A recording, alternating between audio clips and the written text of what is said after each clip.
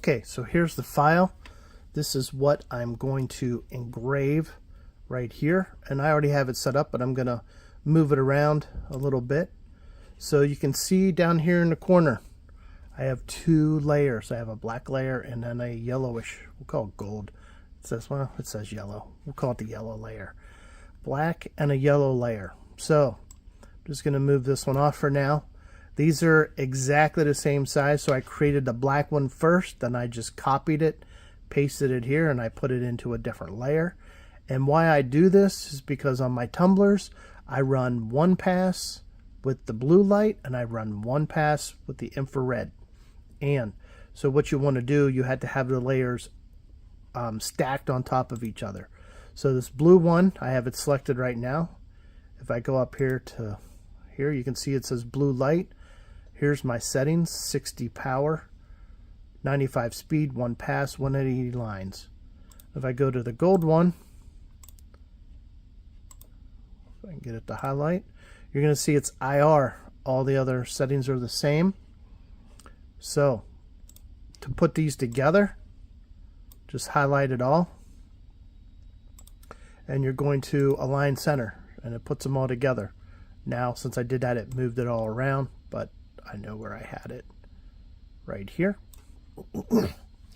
And I have it already set up. So the width is 85, and I'm going to show you here when I move this. The height is, because of the way I have the tumbler laying sideways like this, this is going to be considered the height, and this is going to be considered the width on here. So 80 width, which is really the height, and 72 height, which is really the width. So what you do is, so I have those two layers together.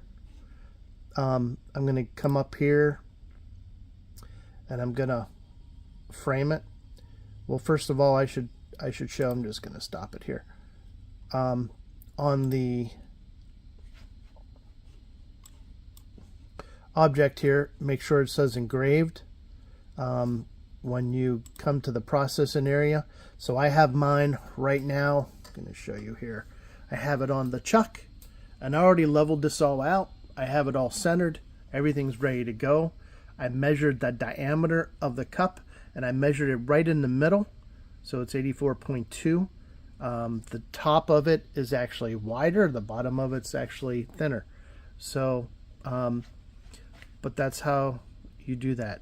So for the auto path, I'm actually want to select this by layer.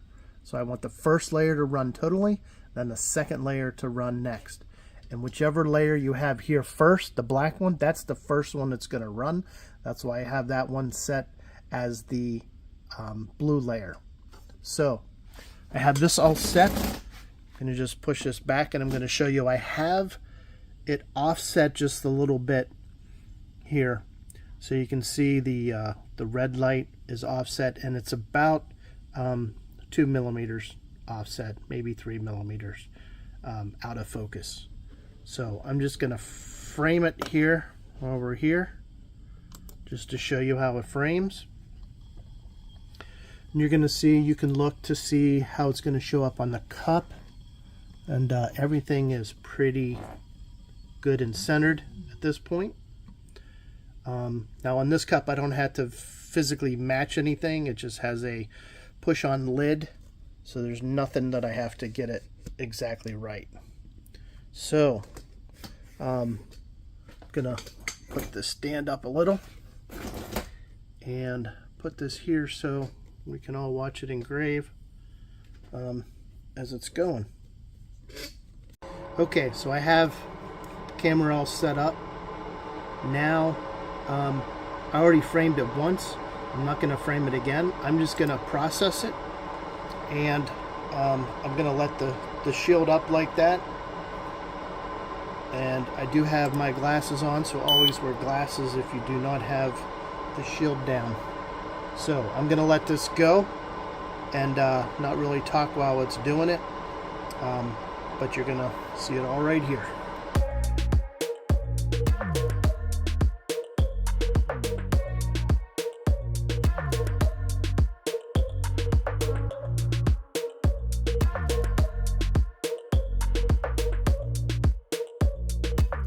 Okay, all done, but while I pull this out, I want to show you something. So this is how I had it on my thing here. You can put it the other way, like on the inside here if you want, but I didn't need to. But anyway, that's where I had that. Let's just take it off. Give me a minute here to set this up. And I just have it on there hand tight. This is how it looks specifically right out of there. Now usually I clean it up a little bit. I just wipe it down a little bit of water, just to clean off any dirt and debris. But this comes out absolutely perfect. You can do this faster, and I have done them faster, but these settings are the best that I have used and had everything come out exactly as I like it. So that's how that works. And you could see while it was running, and it was probably sped up there, but the first pass, when it does the blue light, it will make the outline of the letters and stuff like that, but it doesn't make it pop. It's not until the infrared light comes on, that layer starts to run. It basically takes off any of the soot.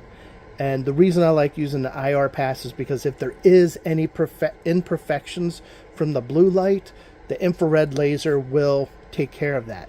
So that's why I like to use both passes. You could easily just do blue light, probably burn it a little bit hotter and a little higher power, and then wipe it all down with bars keepers and stuff like that, and it'll come out good as well. But I like using both passes when I have time, because it just comes out so much nicer. But this is also used on our cups, Lancaster Laser Supply. So we only use qualified suppliers, people who are ISO 9001 rated. Yes, we get our products from overseas. We stock everything in Lancaster, Pennsylvania. We keep the same suppliers forever. Once we qualify them, we keep them. So I don't get, from one batch to the next batch, something's different on it. Everything's always the same. And that's important when you're lasering things. There's a lot of places on Amazon. Yes, you can get these probably a little bit cheaper. But each time you get them, they may be from a different batch, from a different person who made them, and they come out a little bit different. So once we find something here that we like, and the supplier we're working with, we keep them forever. We don't change it. So this will be the result every time I laser. And this is on just the regular F1. I have not done anything on the Ultra. I do not have an Ultra yet, but thinking about getting one. But this is it. Comes out perfect. Someone's gonna really like this. And yeah, so check us out. LancasterLaserSupply.net. We were going to put all the information in our bio. Also want to shout out to Alive Pixel for their stand here, the lift, so we can put the chuck underneath of it. It works out great. I like these because they move. You can put them different places, get them out of your road, or if you want to put them different ways, you can put them different ways. So I like that this swivels and you can move it around. But the jig here holds the F1 perfect, and I use it all the time. So shout out to Daniel on Alive Pixel. I will also put his link in our bio to where you can get this, and he makes so many different jigs. It's a good idea to check him out if you want to get the same exact result every time. A jig is absolutely important. Stop. Don't leave. I forgot one of the most important things about this tumbler. Here's the tumbler again. Comes out nice and shiny. Don't forget, do your branding on it. You gotta brand the bottom of it. Now, typically, I'm doing a lot of these. I'm giving them away to charities, organizations, nonprofits, things like that. So if I'm selling these, I always like to ask, hey, hey, we put our brand on the bottom of it, do you have any issues with it? Most times nobody ever has an issue with it. People aren't going to see this. Sometimes I do not put the QR code on there, but usually I do. It's nice, they can just scan it and it goes right to my website. So here is the settings, and there are two different settings because this is actually a different file. So this part here, the QR code, I actually just designed in, I think, QR Monkey or something like that. But this is the settings for that. It's still IR. I do 2 passes on it. The Lancaster laser supply, it's just a vector file. I usually do 100%, 10 speed, 1 pass. Sometimes you might have to do 2 passes. So just using the IR on this, it does take a little while, but if you want, you could spray some kind of a spray on the bottom of here, like Brilliance or something like that, and you can use a diode laser, just the diode, and you can go a lot faster. I like doing it like this, but you can use a diode.